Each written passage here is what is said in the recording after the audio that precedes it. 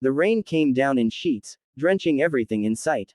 The small gas station off Highway 97 flickered with dull yellow lights, casting ghostly shadows on the wet asphalt.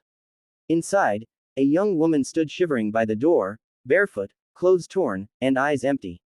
She looked like a ghost that had forgotten how to live.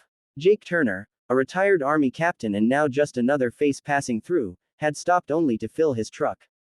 He wasn't looking for anyone, and certainly not for trouble. But when he saw her standing there, lost, fragile, and trembling, something deep in him stirred. He took off his old military jacket and approached her slowly. "Here," he said quietly, draping it over her shoulders. "You'll freeze out here." The girl flinched at his voice.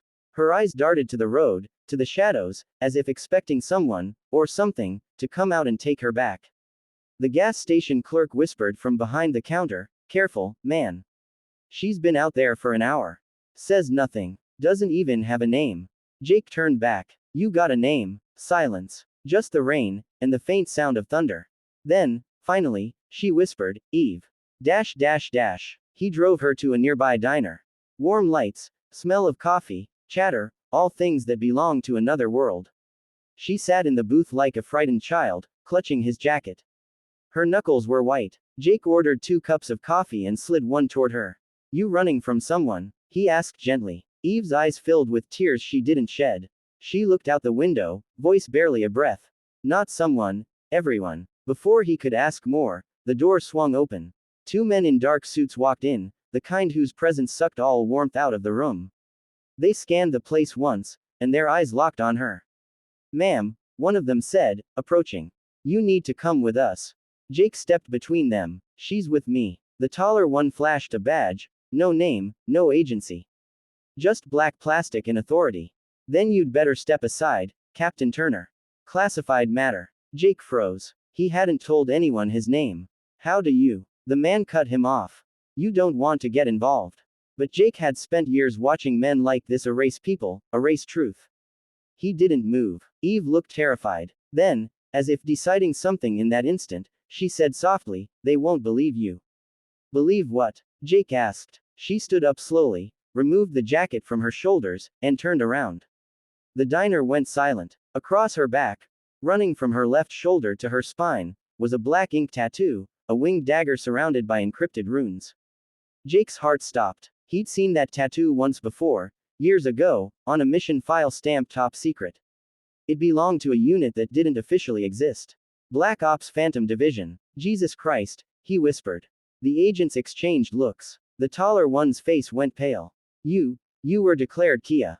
3 years ago." Eve's voice turned cold. "That's what they wanted you to believe." Dash dash dash. They left the diner in chaos. Jake drove through the storm as Eve explained in fragments. She had been part of a covert unit, 12 operatives trained for missions even the CIA disavowed. But their last mission went wrong. They were set up, ambushed, and erased from every record. Only she survived. "The people chasing me," she said, her voice trembling, "they're not government anymore. They're the ones who sold us out. I've been running ever since." Jake clenched the steering wheel. "Then we stop running." "You don't understand," she said. "They kill everyone who helps me." He met her eyes. "I've buried enough friends to know what cowards look like. They're not taking you." Dash dash dash. They holed up in an abandoned ranger cabin deep in the woods. Eve taught him how to trace encrypted signals and read data fragments from an old transmitter she carried. Together, they uncovered a digital trail leading to a private defense contractor, Aegis Dynamics. The same one that funded his last deployment overseas. It wasn't just betrayal. It was treason. Eve's hands trembled as she scrolled through the recovered files. "These are drone logs, biological weapons tests, cities marked for destabilization." She looked up. "They're planning something big. Then we expose them," Jake said. But before they could move, black SUVs appeared at the base of the hill. Eve grabbed her weapon, an old suppressed M9 she'd buried near the cabin. "You can still leave," she told him. Jake loaded a rifle from the wall. "Not my style." Dash dash dash. The night exploded in gunfire. Bullets tore through the wood, glass shattered, and rain poured through the holes in the roof. Eve moved like a ghost, every motion precise, a soldier reborn. Jake covered her flank, shouting coordinates, holding the line. Then, silence, smoke, and the sound of sirens in the distance. They'd survived. Barely. Eve's arm was bleeding, Jake's shoulder grazed. But they had the data drive.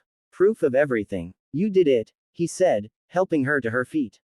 She smiled weakly. We did it. Dash dash dash. Weeks later, news channels across the world lit up with leaks about Aegis dynamics, corruption, assassinations, secret operations exposed.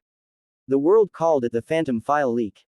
But Eve and Jake, they vanished. Some said they disappeared into the mountains. Others whispered that the government offered them new identities. One rainy evening, a mechanic in Arizona saw a man helping a woman fix a motorcycle outside a diner. She wore a worn leather jacket, the edges faded. When she bent down, a faint mark showed above her collar, the edge of a winged dagger. Black Ops, the mechanic muttered under his breath. The woman turned, smiled, and said softly, not anymore.